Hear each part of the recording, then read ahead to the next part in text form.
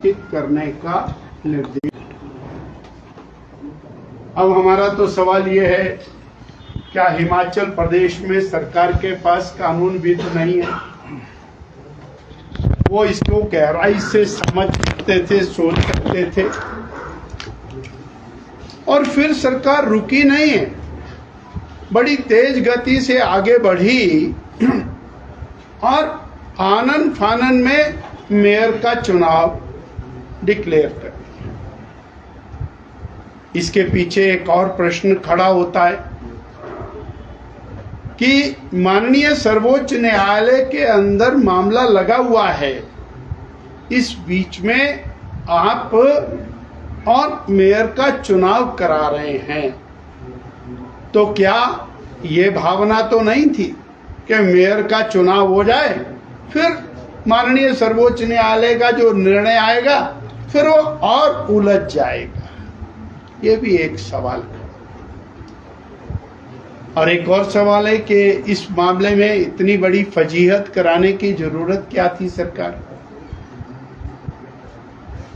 अब यहीं पे नहीं रुके हैं, सरकार यहां तक आगे बढ़ी कि जो बेसिक राइट है किसी व्यक्ति का, वो बेसिक राइट उसी को स्नैच कर, एक चुने हुए व्यक्ति का अधिकार है कि वो सीक्रेट बैलेट करे, परंतु एक आदेश जारी कर दिया कि पार्टी अपना एजेंट बैठाएगी और उस एजेंट को वोट दिखा करके डालना होगा, तभी वो वैध माना जाएगा।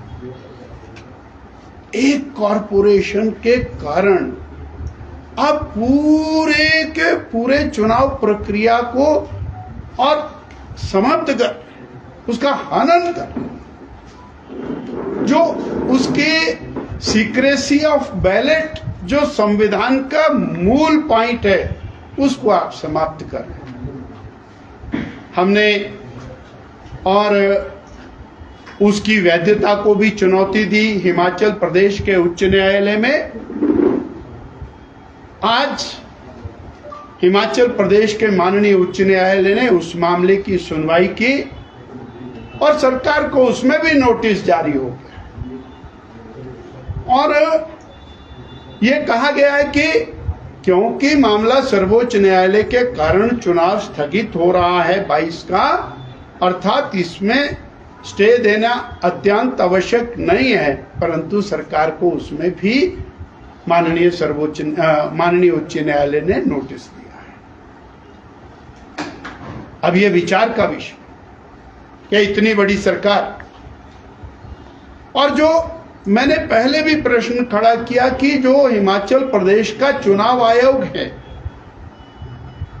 वो निष्पक्षता के दायरे में आ भी रहा है, नहीं आ रहा। जो वोट दिखा करके डालने वाला नोटिफिकेशन हुआ है उसमें चुनाव आयोग से कंसल्ट करके इस प्रकार की भाषा उसमें मेंशन की गई। चुनाव आयोग अपनी भूमिका कैसे कर रहा है, यह भी प्रश्न खड़ा होता है। आया कि ये इतना आवश्यक था कि वो चुनाव वोट दिखा करके डालेगा? और एक और सवाल कि किसी व्यक्ति विशेष को लाभ देने के लिए सारा चक्कर चल रहा, मशीनरी समाज सेवा में नहीं लगी, अधिकारी समाज सेवा में नहीं लगे, सोलन में पानी आए ना आए उसकी कोई चिंता नहीं है, परंतु एक व्यक्ति को लाभ देना है, उसके लिए पूरा मंत्रालय, सरकार, मुख्यमंत्री, सब लोग एक ही काम पर लगे हैं। ये बहुत बड़ा सवाल। लगातार 18 महीने हो गए हैं सरकार एक के बाद एक ऐसे निर्णय जिसमें जनता की कौड़ी भर भलाई नहीं है, और केवल प्रदेश के अधिकारियों को, कर्मचारियों को और सबको घुमा करके रखा हुआ है। हम वर्तमान सरकार के ऊपर और ये आरोप आपके माध्यम से लगा रहे हैं कि वर्तमान सरकार केवल राजनीति कर रही है, जन सेवा से कोसों दूर है और उस राजनीति में एक बहुत बड़ा झटका राजनीति में वर्तमान सरकार को लगा है। हमारे माननीय मंत्री जी, हमारे माननीय मुख्यमंत्री जी, उनको उनका आईना इस समय और दिखाई दिया है। इसलिए हम ये आशा करते हैं कि वो इलाका वासियों की चिंता करें। राजनीति से वो सत्ता में आ चुके हैं और सत्ता में रहते हुए जनता की सेवा करें, ना कि जनता के अधिकारों का हनन करें। एक और बात आपके ध्यानार्थ, डेक्कन हेराल्ड ने कल जो छापा है वो विचारणीय है।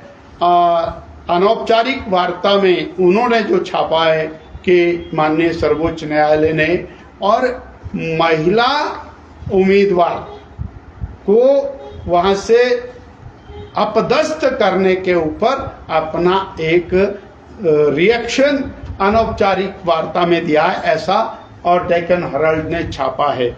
ये भी एक विषय है। मुझे अपनी बात इतनी कहनी थी।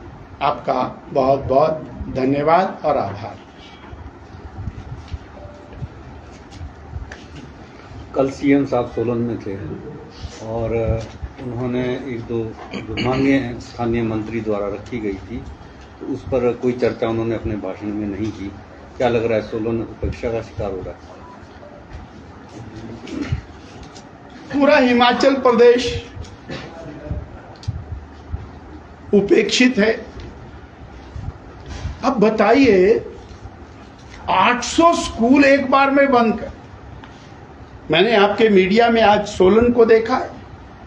सोलन जिला के कितने स्कूल बंद हुए। 5-5 किलोमीटर पैदल चल के उस प्राइमरी स्कूल के बच्चे को दूसरे स्कूल में जाना है। ये तोहफा है, ये इनाम है। और कहीं पर भी आप देहरा में जाकर के तो सब कुछ कर सकते हैं। वहां पर नए कार्यालय खोलने के लिए सरकार के पास धन भी है, साधन भी है, परंतु बाकी स्थानों के ऊपर स्कूल बंद कर रहे हैं। शिक्षा के वो स्थान जहां पर आप ही के पूर्व मुख्यमंत्री कहते थे कि एक भी बच्चा होगा तो मैं वहां स्कूल खोलूंगा।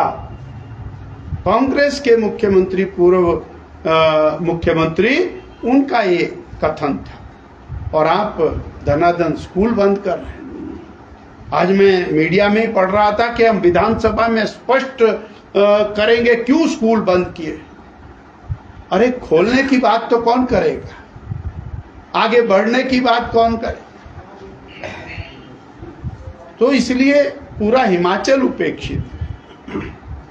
डॉक्टर साहब, पानी का आपने सोलन की जो मूल समस्या है यहाँ पे, पानी का जिक्र इंगित किया आपने अपने संबोधन में।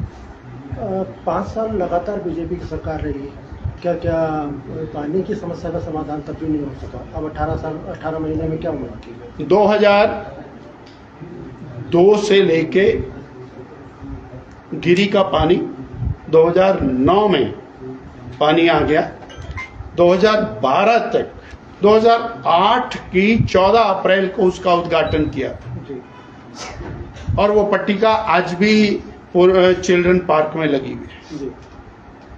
2012 तक प्रतिदिन 2 बार पानी आता रहा। 2013 से लगातार माननीय कांग्रेस के विधायक यहां पर हैं और मंत्री, तो 7 दिन में पानी आता है। क्यों आता भाई?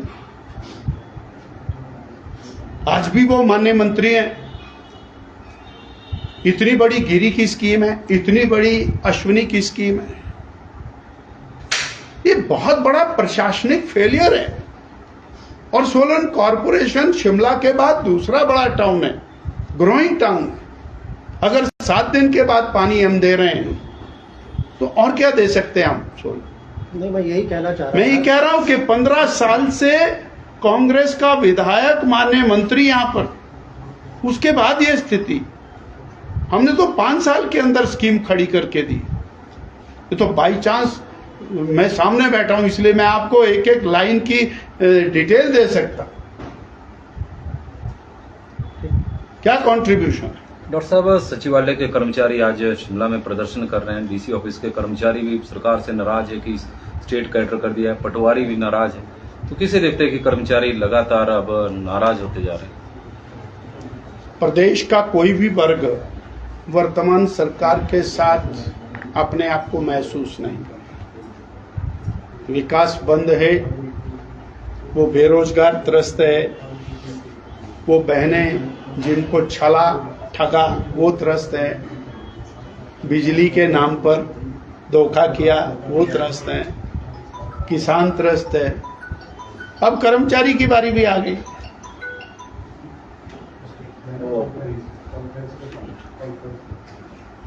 आप देख रहे हैं नेशन न्यूज। देश और दुनिया की हर खबर के लिए जुड़े रहे नेशन न्यूज से।